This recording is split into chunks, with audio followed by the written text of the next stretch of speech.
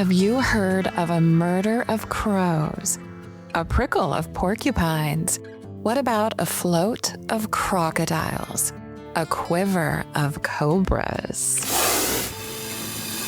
Welcome to A Gather of Gatherings, the space where we dive into the delightful world of collective nouns and swim and fly and leap and dance and insert your favorite verb, hey, watch it, with these fun phrases. I'm your guide, Kellie Raines, ready to wander with you through the quirky backstreets and neon-lit poetry of collective nouns. Whether you're a word nerd, like me, a history buff, an animal lover, or just curious about collective nouns, you're in the right place. You're in the place to gather some gatherings.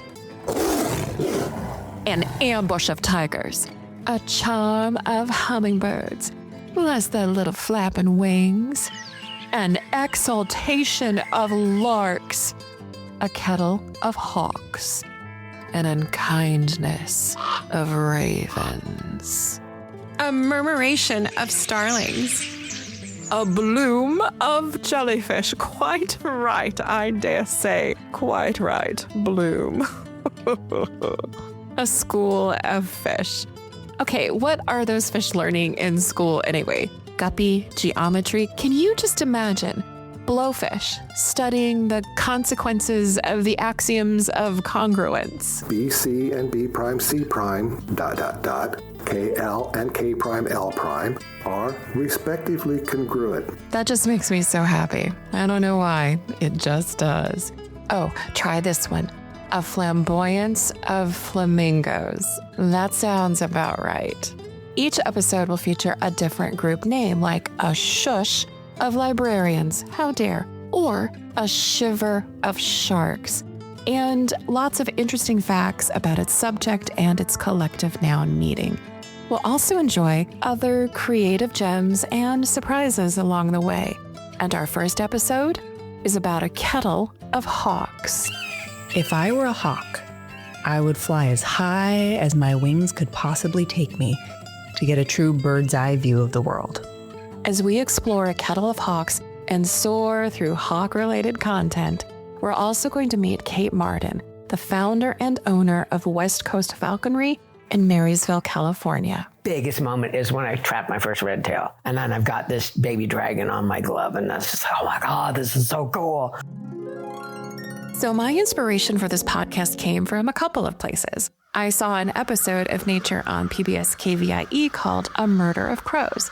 Now, I knew a few collective nouns like a murder of crows, but this time, for some reason, the wonder of the poetry of these group names and origins lured me like a lark, and I went down and threw a slither of wormholes for collective nouns. What? Oh, I am so sorry. What would you choose instead of a slither? A waterfall of wormholes? A goo of wormholes, is that it? Let me know. I'm curious. So I fell down a slither of wormholes and through the pages of time and history, which led me to Dame Juliana Berners, who is credited with writing one of the first printed lists of collective nouns in the 15th century. Collective nouns and a nun? Folks, we have ourselves a podcast. In my time, many falconry birds were called hawks. And certain hawks were meant for certain levels of people. I'm bewildered and delighted that this has changed for you now. Also, from what I've learned, it follows suit that you have more classifications for falconry birds as you have many different kinds of salad sauce. As I have known hawks of my time, kings reigned over tercels. A handsome creature, as you know full well. The first time I was gallivanting out in a field, and the tercel came right over to me, and I knew I must make me a king.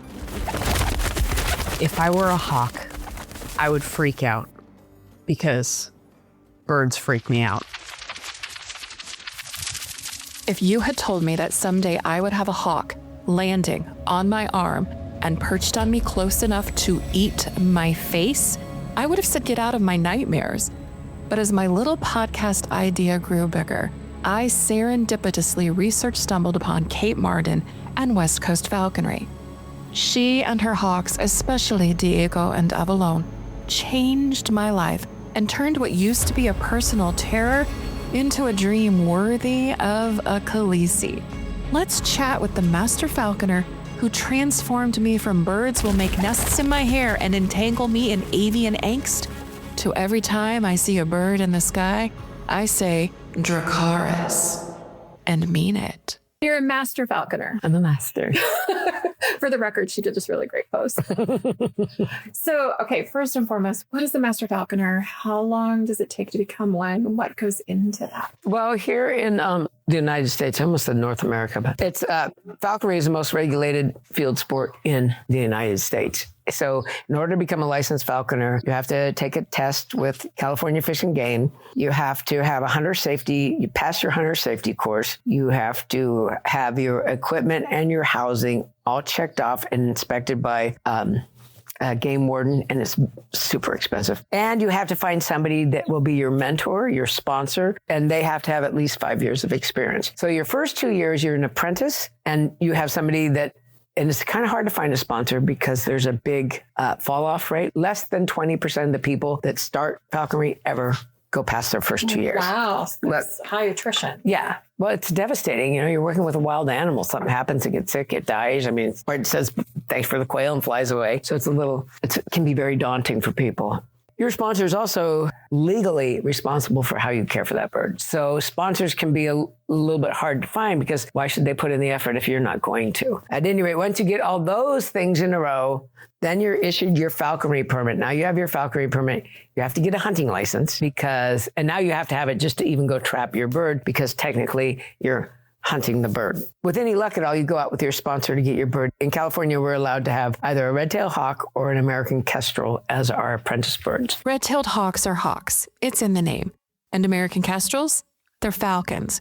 Both are protected under the Migratory Bird Treaty Act of 1918. Speaking of which, I fell down a rabbit hole of info. Fitting, since these birds might actually eat rabbits.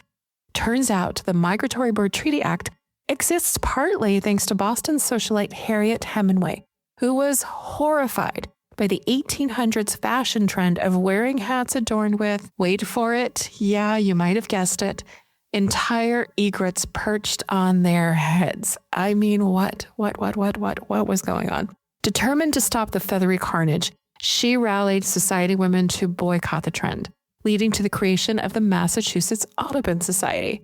Their efforts, amongst many others, helped make it illegal to harm or collect feathers from protected birds. You can buy them, but because there are people that breed them, but you cannot release a captive bred bird. And we encourage people to trap their wild birds because you have an opportunity to do something that's in Europe. You can't take birds out of the wild. It's like catching a baby dragon. It's pretty freaking cool.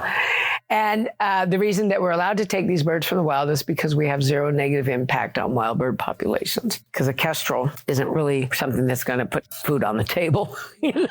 They're doing pretty well. They're actually struggling a little bit because of Roundup. All the poisons, pest control, or what people think are pest. Because people go, well, Roundup kills the plant. Yes, it poisons the plant. And what eats the plant? The bugs. And what eats the bug? Here it is. When people use poison on rodents, they risk poisoning birds of prey like hawks, eagles, and owls, because raptors prey on those small critters. So when someone uses anticoagulant rodenticides, ARs, that person is also putting our baby dragons in danger.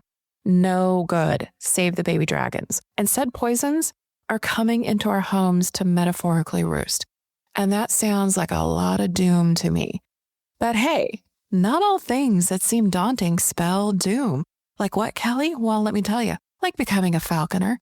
Sure, yeah, it takes years of dedication, paperwork, and patience, but it's a thrilling journey that opens up a whole new world, one wingspan at a time. So your first 2 years, you're an apprentice. And if your sponsor signs off all your paperwork, then you become what's known as a general falconer. And now you can have any bird that's legal for falconry, that's legal to take out of the wild, and except for golden eagles and bald eagles, but bald eagles aren't falconry birds anyway. And you can purchase any captive bred bird that's legal for falconry. And after 7 years cumulative, 2 as a apprentice and 5 as a general, then you're what is known as a master falconer. But here in the States, there's no proficiency. I've heard of some countries where you have to work with like a hawk, a falcon, an accipiter before they'll pass you up to the next level. How long have you been a master falconer? Well, I became a licensed falconer in 1998. So then 8 plus 7, so that would be 2005. So since 2005, 2006. So what led you to Birds of Prey? Like, was there an aha moment?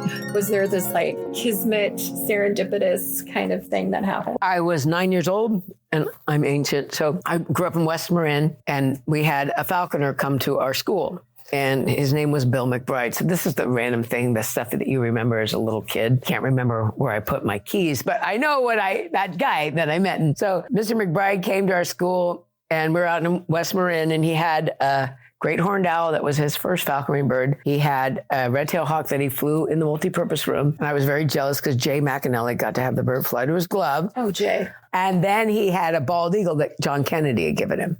Are you serious? Serious. So for my generation, that's like God gave you a bald eagle, right? It's like, wow. Because at that time, which was, I don't know, was it early 70s or late 60s? I was 9, so it was late 60s. At that time, the only way you could have a bald eagle was by a presidential gift. So he'd had the bird since 63 or something like that. Talk about a high-flying gift. Hello. Getting a bald eagle from a president? That's not your everyday backyard bird feeder visitor. I mean, unless you've got some very influential friends. These birds have soared as symbols of power and freedom, but with that prestige comes, well, a flock full of legal red tape. I could have thrown in another F word there, maybe the director's cut. Anyways, since 1940, the Bald and Golden Eagle Protection Act has made it illegal to take, possess, sell, or transport bald eagles without a permit from the Secretary of the Interior. However, this created challenges for Native American tribes who regard eagles as sacred and essential to their cultural and religious practices.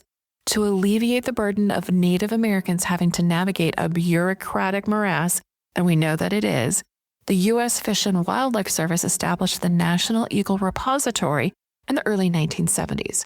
Its website says its main purpose is to receive, evaluate, store, and distribute dead golden and bald eagles' parts and feathers to Native Americans and Alaska Natives who are enrolled members of federally recognized tribes throughout the United States.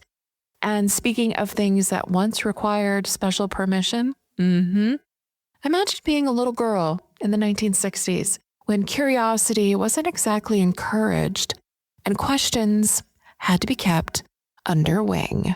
But also, I'm a little girl in the 60s, so children to be seen, not heard. Well, that's, my grandparents were very Edwardian. So children to be seen, not heard. You don't speak until spoken to. You sit politely, hands in your lap, and little girls don't ask questions. So it never occurred to me to ask him how to become a falconer because I'm not supposed to talk to him. But my dad was pretty supportive and he got me some books. I still have them. And then I just got totally into birds. We'd always had canaries when I was growing up, a little bit of a bird nerd.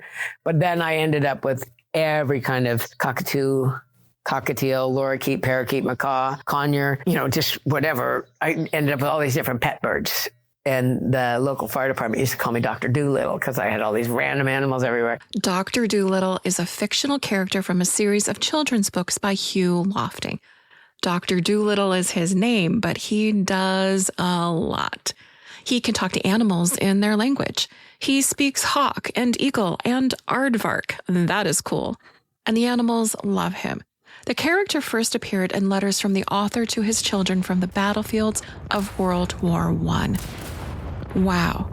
In the middle of a war, this father did so much for his children and people who love animals.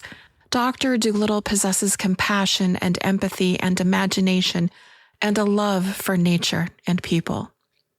Is there someone in your life who creates beauty and wonder amidst chaos? Are you that someone? Could you be that someone? We need more of that.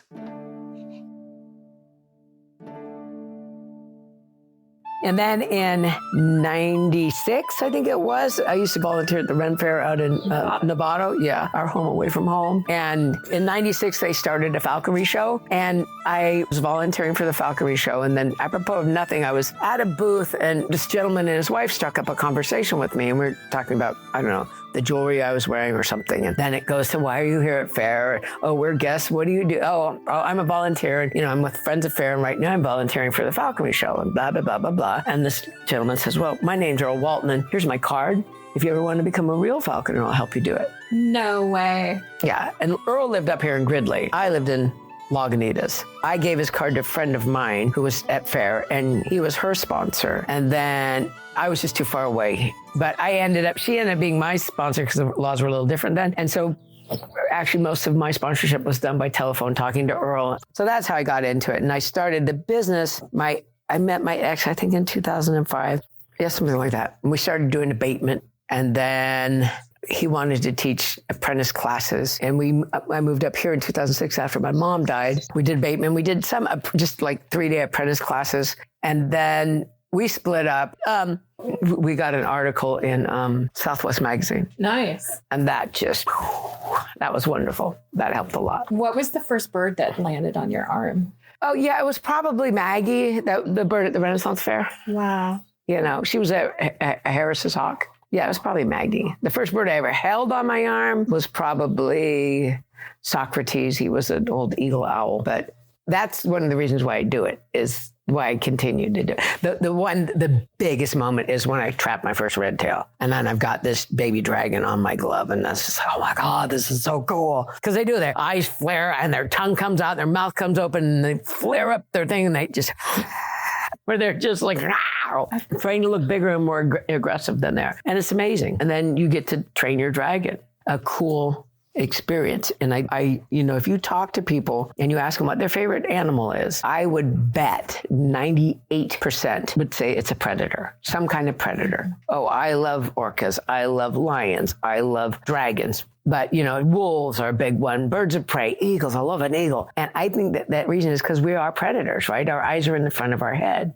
So we relate. And it's just kind of this thing. I just did a Renaissance fair with a friend in Shasta this weekend. I only did one day. And we do a couple of presentations, but also you can come to our environmental area and pay $10 and you can hold one of our birds and your friend can come and take pictures of you, right? And this gal, she didn't even have a bird on the camera. She's just walking past to go to the axe throwing. She stops and just... her eyes hit huge and her mouth just goes open with one of those, wow. And she was just frozen with that look of ecstatic, oh my gosh, joy. And I jabbed my friend Julie. I said, that's why I do this. That is why I do this. To be able to give something that's like I was talking about, so regulated. It is so many flaming hoops that if I can legally let other people have that experience without having to, sell their tennis shoes to do it, it makes me happy. So Sean and I just took your basic falconry lesson this morning, and I've always been afraid of birds. And that moment, though, when Diego landed on my hand, I felt a little bit bigger than life, too, because he's such a powerful little baby dragon. And it was the most wonderful experience I've ever had. So I have to thank you for that. Sure. Why? What makes you, did you have a bad experience? A goose bit you or some parakeet, and it would love to get into my hair. And I just felt like I couldn't control the situation, and it could do what it wanted, but I couldn't because I didn't want to hurt it. So ever since that, I'm like, oh, they're going to eat my face and they're going to take all my hair. You're going to steal my hair and build a nest. So, but you made the experience feel so safe, like, because you educated us and you told us thank you. And I mean, Sean can attest to this. It was magic. Good. Outside of the experience we had, what kind of overall experience in any of your classes could anybody get? All of the classes are interactive. I don't think I do corporate stuff. I do anything that I can to make a living doing what I love is pretty much what I do. I have birds that Diego delivers wedding rings. I have other birds that deliver wedding rings. So like you could have white pigeons fly at your wedding, dude, or you could have a falcon come down and... He and his partner just got engaged. Did you? Well, we actually did a wedding where one bird flew to the groom and one bird flew to the bride because she wanted them both. And that was quite a thing because I think we had the falcon flew to the bride first, and then the falconer comes. So what happens is they have the rings, quote unquote, and the bird flies down and the receiver takes them and hands the bird to the falconer. The falconer unties the rings and hands them to whoever, passes them off to whoever, right? I don't use real rings, just don't. And then that's how you do it. Well, we had to do that with one bird and take that bird away so the other bird wouldn't see it because they will try and kill each other. So we flew the falcon to the bride first and then flew the hawk to the groom first. But usually it's just one. We just fly one bird. And then afterwards, we go to the cocktail area, the cocktail hour, and we hang out during the cocktail hour so guests can take pictures. They don't get to hold the birds, but we can do these things where it looks like they're holding the birds, where you hide behind them and put the bird like that. But the wedding party, married couple gets to hold birds for pictures. So how many birds do you have here? I just have 4 hawks, just 4 hawks, 5 falcons. I thought I had 5 hawks, but 1. Oh, no, yeah, that's right. I placed 1. So I have 5 falcons, 4 hawks, 2, 4, 6 owls, and an eagle. So what is that? That's 10, 16 birds. I keep trying to thin the herd, and then somebody goes, hey, do you want this? I'm like, okay, yeah. You've got 4 hawks. Mm-hmm. What are their names?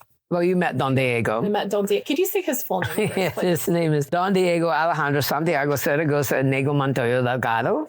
Boom, boom. And he wears it well. And a lot of times he'll look at you go to do a picture and he'll go, and he'll turn his head to the side like, this is my good side. And he's much more concerned about getting his hair perfectly. He's kind of like Antonio Banderas, right? Trying to get his hair perfectly than he is to go hunting or anything. So, and then I have his sister Mariposa, and she's named Mariposa because she has a tendency to land on things that will not support her weight. And she's my hunting partner. And then also from the same breeding pair, different ages, but same breeding pair is Avalon. And she's another bird that I got when I was working on Catalina Island.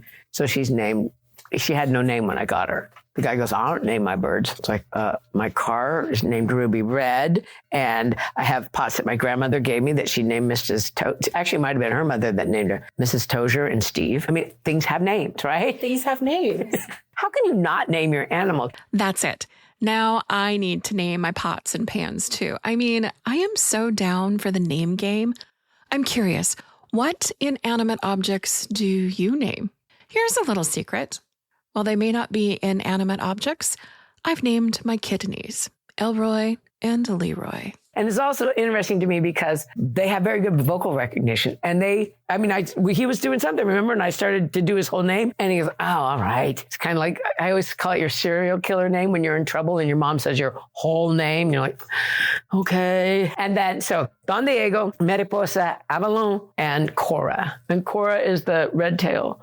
And she was a falconer's bird. She's a really great hunting bird. She was taken from the wild. She got avian pox and it got into her eye. It's related to the herpes virus, so it's forever. It'll kill a bird. But we got her through it, but she lost sight in one eye. So technically she could be released because there's plenty of one-eyed birds in the wild. Do your hawks get along with each other? Only the Harris's hawks. And didn't you mention the falcons and the hawks would go at each other? All the birds will kill each other. Yeah. And it's illegal actually for you to house birds together unless they're a breeding pair. I personally think hawks are the cool kids of the raptor world, sharing a family tree with around 200 species, including their bigger, broodier cousins like eagles, the bullies, vultures, and kites.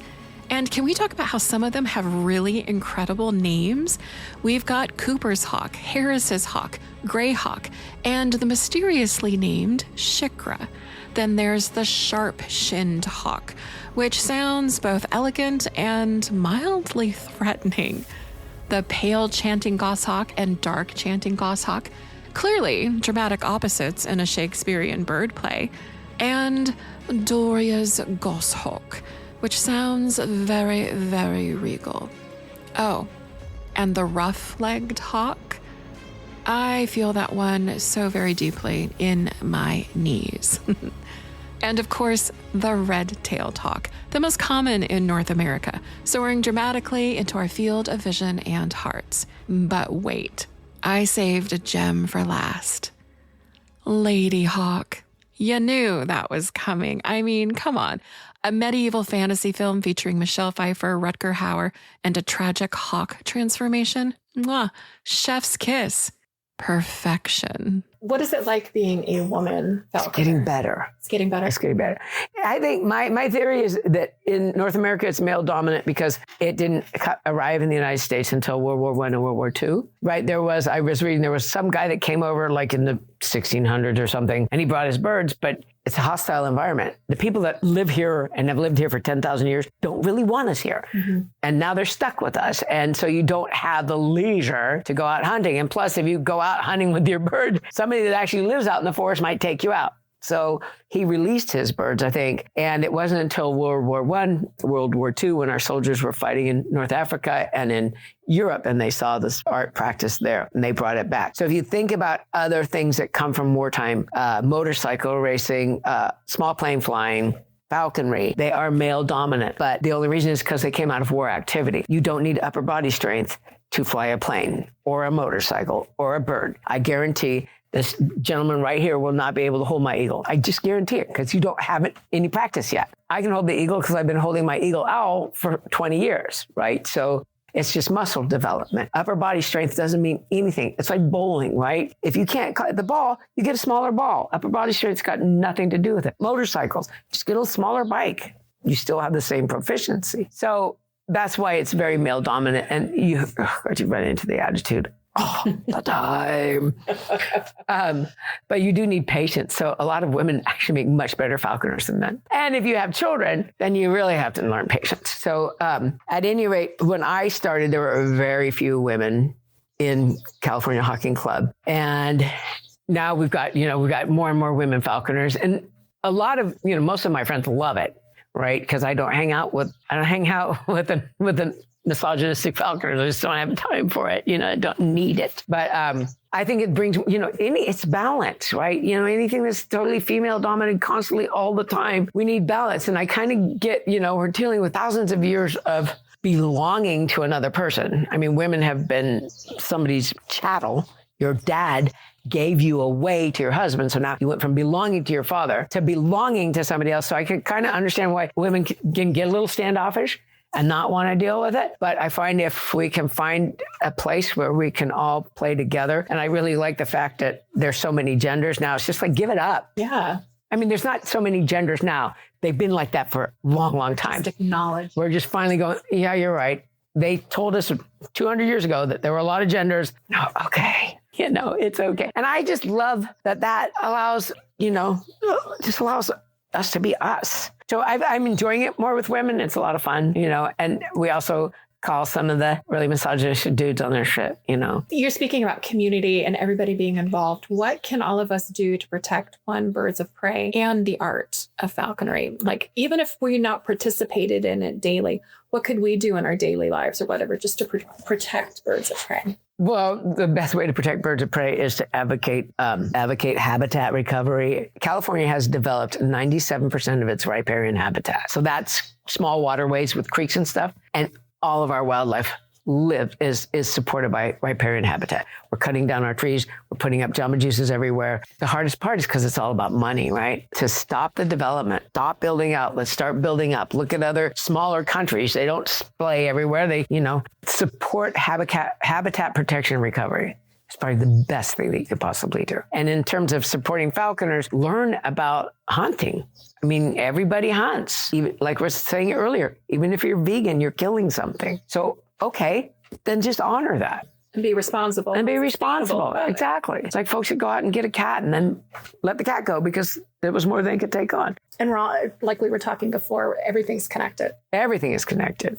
Yeah, it trips me out. We have plant DNA. I love that. We're related to trees, but we can't help it. It's a carbon-based planet. Something has to die for something to live. So it's okay. Advocate. I mean, a huge thing would be to advocate. I wish California would get more into it. The wildlife bridges that they're doing more and more, those things are huge and they're so beneficial. If not birds of prey, what would you be doing? Dogs. Dogs. I love my dogs. I had a daycare center. It's actually still in business, but I started a daycare center in San Rafael in 1994. I call it play care. But yeah, so dogs. I love my dogs. And for hawks, what's the one thing you would want people to know about hawks that maybe they don't know?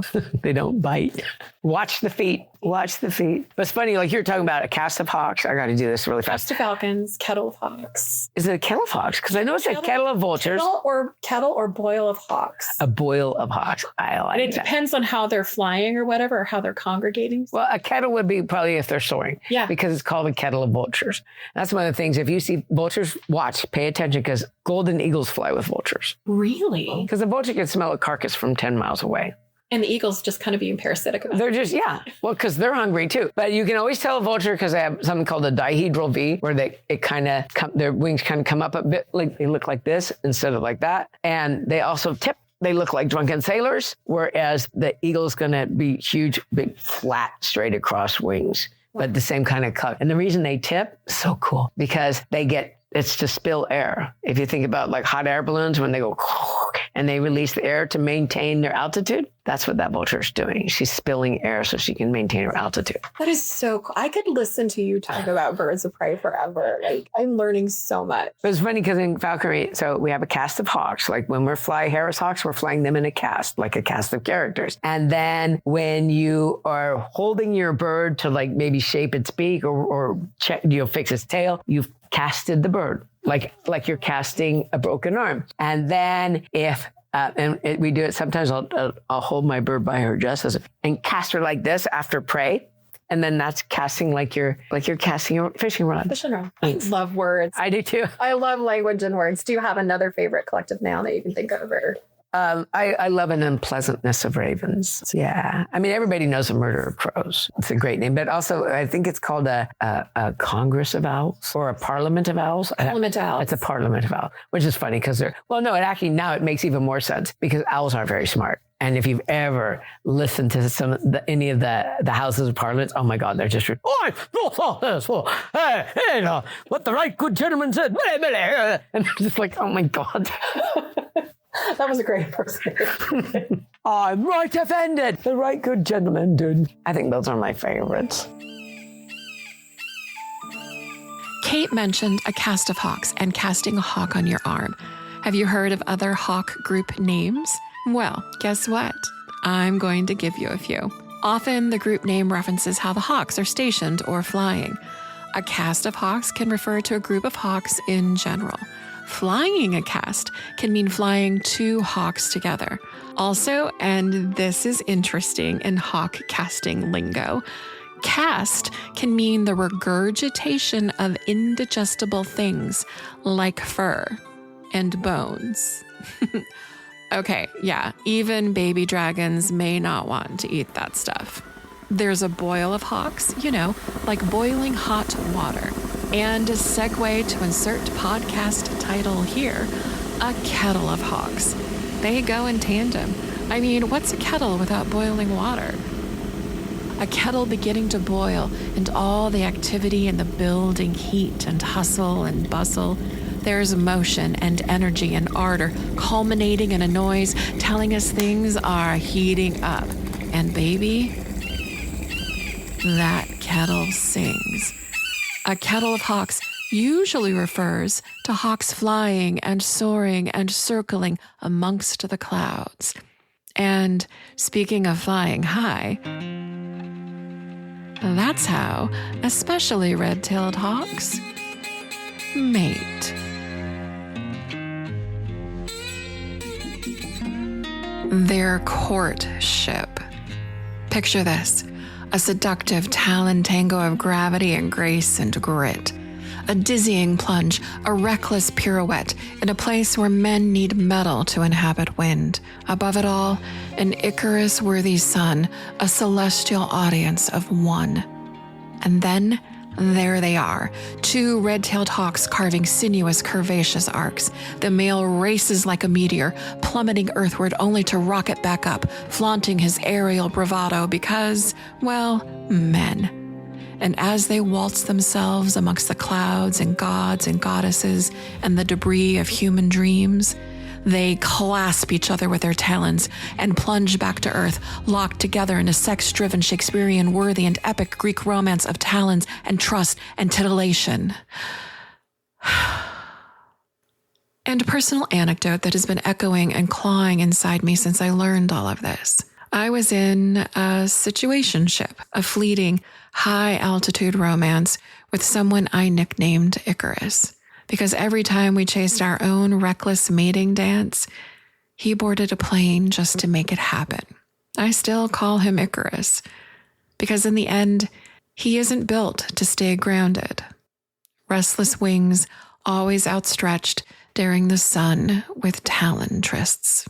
Si j'étais un faucon. If I were a hawk, the world would unfurl beneath me in a tapestry of browns, greens, and blues. My sharp eyes would pierce the distance, spotting prey with the smallest twitch of movement. The wind would whisper secrets through my feathers as I ride the thermals, silent and powerful. Il pleure dans mon cœur comme il pleut sur la ville. Quelle est cette langueur qui pénètre mon cœur? There are so many secrets in the world waiting to be discovered and shared, and some very much worth keeping and making. Part of life is figuring out which is which. And it's no secret that collective nouns have been around for a really, really, really long time. Strange, poetic, oddly specific. Not exactly secrets, maybe, but somehow still feeling like forgotten magic. My other inspiration for this podcast is from one of the earliest printed lists of collective nouns from Cue the Heraldic Trumpets a really, really, really long time ago. The Boke of St. Albans, published in 1486. And who is credited with this work, you might ask? Well, Dame Juliana Berners. You heard her earlier talking about tercels, and we'll be hearing more from her in just a bit. But first, let's address the historical quagmire this book has landed in. Because, as we all know, history, much like an old library, has a tendency to misplace the works of women. And when it comes to medieval writing, let's just say the guest list was very exclusive.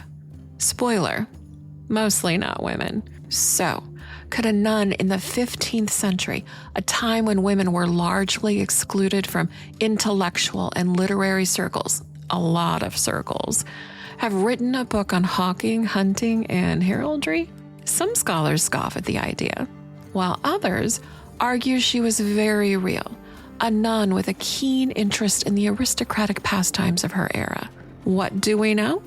1, the Boke of St. Albans exists. Fact. 2, it contains an extensive list of collective nouns, some still in use today. 3, it was attributed to Dame Juliana Berners. And here's the thing. Whether she physically penned the words or not, her name endures.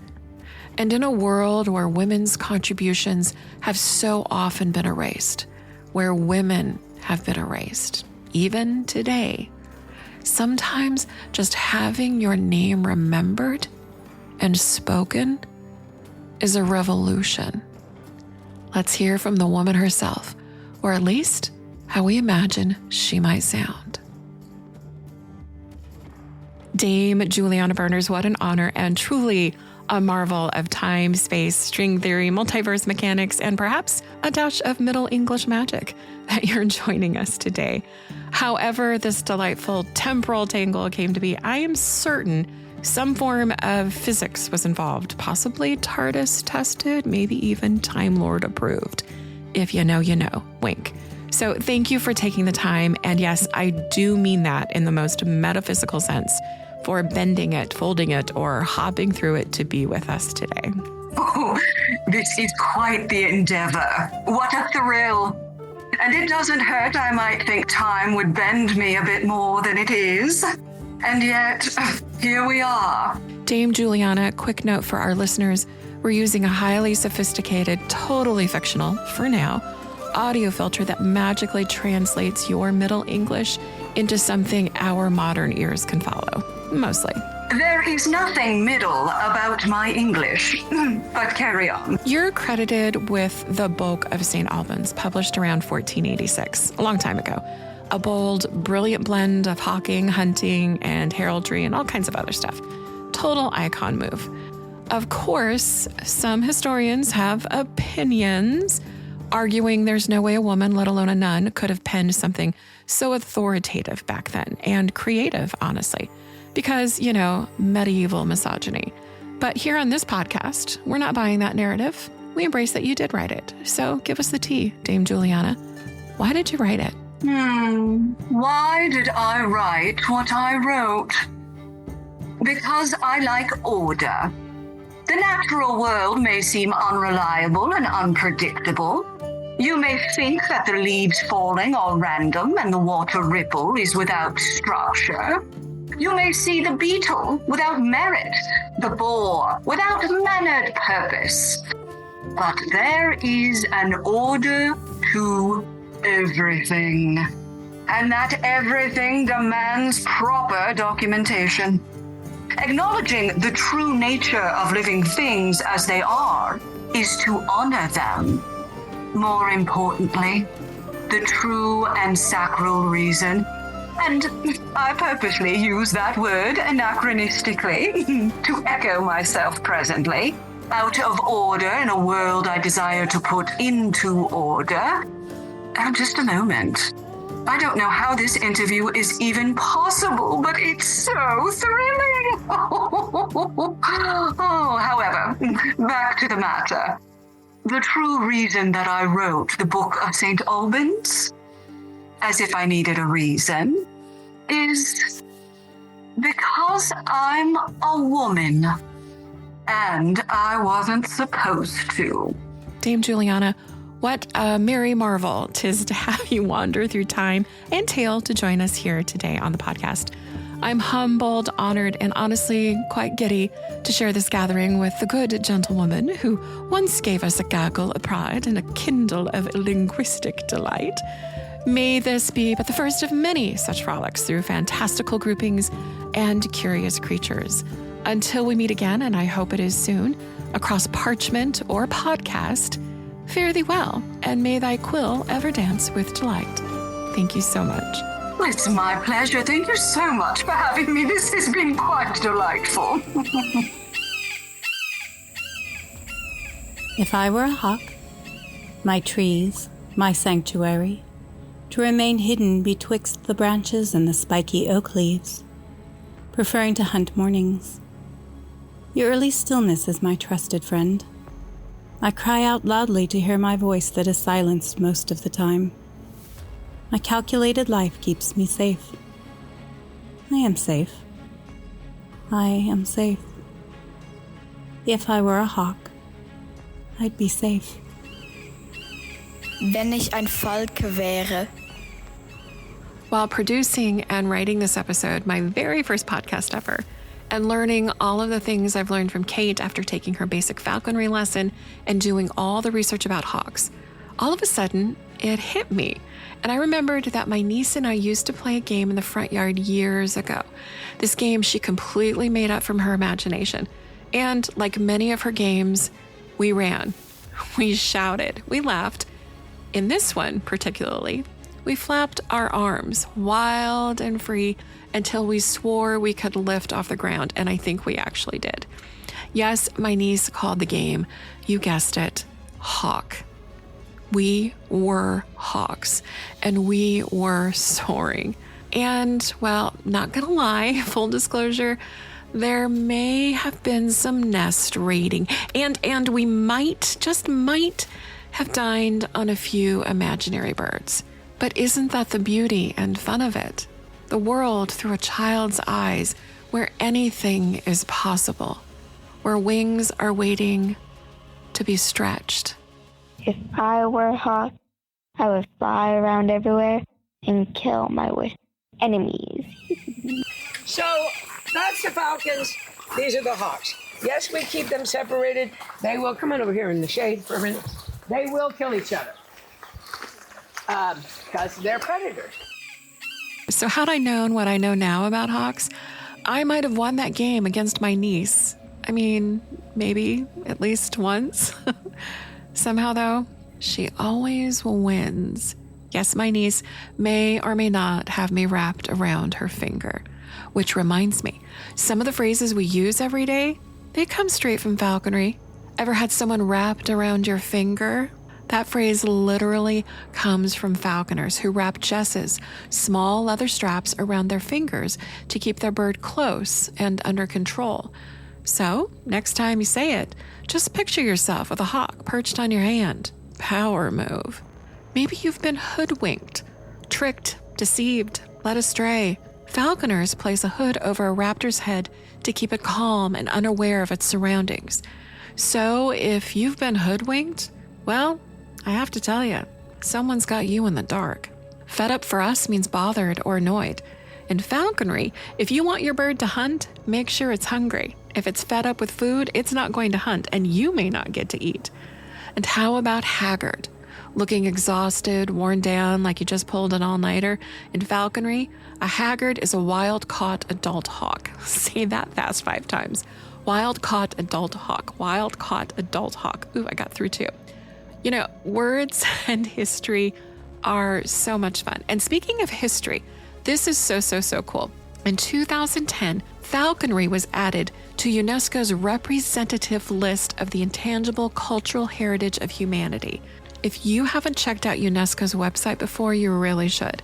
It's like a global treasure chest of cultural traditions, agricultural practices in Africa, masked dances in Thailand, oral storytelling rituals from every corner of the world.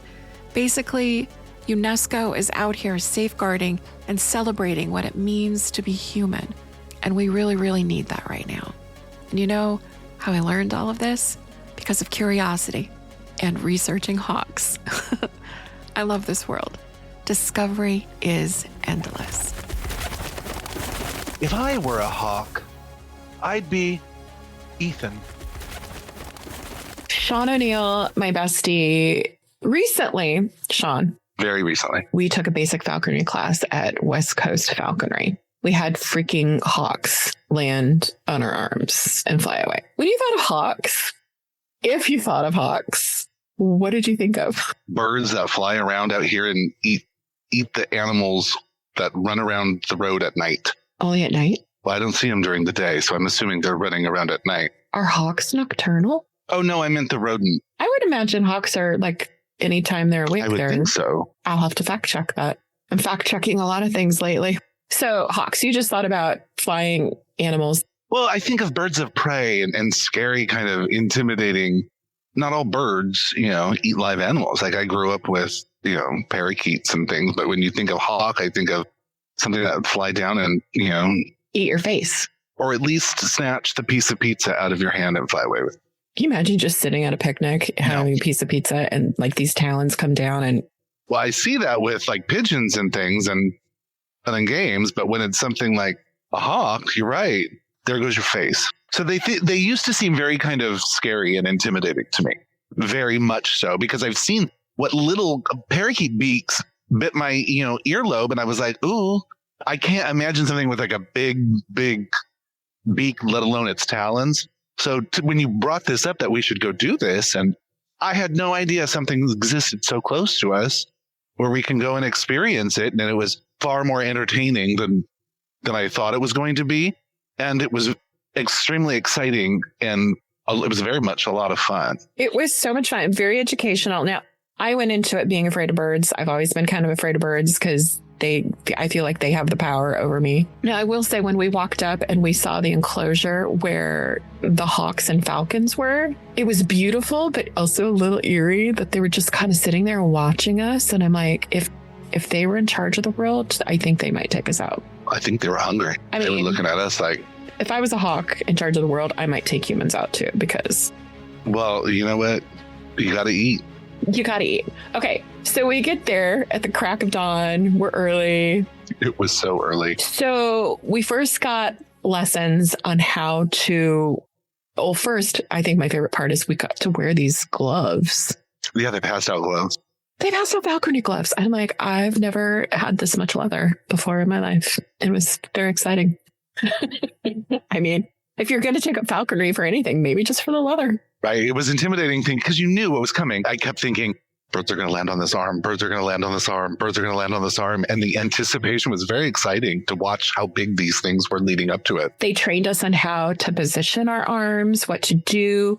Be mindful of your arm, because if you had it in a certain position before you're ready to call the bird, and the bird who did the class for us, his name is Diego. He did the class for us, but we had to be mindful about how to hold our arms, when to do it, how to look, which position to have, how to stand, when to turn, how to turn, what to look at, who to look at. When we are holding a bird of prey, we are holding a mug of our favorite beverage. That means thumb on top, nice strong fist. What happens if you hold your drink like this? Spills. It spills. When we want the bird to take off from our glove, you're going to hold your arm out like this because he's got wings and things. And that's good because, your wrist, you're not holding it down here. You're holding it just like that because he's got wings. And if you hold it close, you're going to get smacked in the face. Falconry is not just a weekend endeavor. Like, I think to be obviously a master falconer, Kate talked about like the years of training and patience you have to have. What did you feel like the first time Diego landed on your arm? It was less intimidating than I thought it was going to be and more exhilarating. And by exhilarating, I think I don't know what to expect. I get why she does what she does. One, these birds are magnificent. I'm tearing up a little bit right now. They're gorgeous. They're powerful. They're graceful. They have such a long history throughout our world and helping us as humans and hunting. And the most exciting part of everything we're talking about was how the bird moved. When it flew up and it came back down, it moved very much how dragons are depicted when they're kind of flapping in space. It kind of went like its whole body went like vertical and its wings kind of flapped out. And it was really quite a sight. Very, very beautiful and intimidating all at once. But also they are like little dinosaurs, and like holding this bird on your arm and looking at it and okay, it's not going to eat my face. And we're these two living things on the planet at the same time having this moment. Like I was blown away. And it kind of blows my mind for people who do falconry for passion or work or whatever, is that these birds at any given time can just not come back. Yeah, she made reference to that. And you invest so much time and, money and resources, but I think also love and passion and devotion. And these birds might just break your heart and say, I'm out of here. Bye. And there's kind of a respect to that kind of freedom that they're allowed sometimes as well. True. I mean, if you think about it, human beings can kind of do that and do that to us sometimes too. Like, you're in a relationship, you invest a lot, your time, money, love, blood, sweat, and tears. And at any given moment, somebody can just say, I'm out. And sometimes they don't say, I'm out. They're just out for whatever reason. But I think there's just heartbreaking when things end and leave, and sometimes those birds leave. I know, real downer. If I were a hawk, I'd soar above the earth, patiently waiting. If I were a hawk, you would only catch glimpses of me as I glided above the tree line. If I were a hawk, I'd keep watchful eyes upon you, not as my prey, but as the one I protected and always guided to safety. Whether we're soaring, untethered, chasing love, searching for prey, for safety, or simply for a steady hand to hold in the night, what matters most is the journey. The stories we cast, the paths we cross, the histories we uncover, the poetry woven into the way we move through the world and with each other. There is so much wonder to explore, like the beauty of collective nouns, like the way a kettle of hawks spirals on unseen currents, each wingbeat a quiet promise to rise, a symphony of possibility, like Kate Marden's journey, one that led her from a spark of curiosity to the mastery of falconry itself. She's an inspiration, a reminder that passion has wings, and if you follow it, it will take you places you never imagined. And I never imagined I'd be a podcaster. I'm Kellie, and thank you for soaring with me through this premiere episode of A Gather of Gatherings as we unraveled the fierce, feathered poetry of hawks. Check the show notes for some truly fascinating resources and a heartfelt thanks to all the creative souls, friends, and family who contributed to this episode. And again, an especially deep bow to West Coast Falconry in Marysville, California, for introducing me to their baby dragons, Diego and Avalon. But don't let the journey end here. Please subscribe, share, like, wherever you listen to podcasts.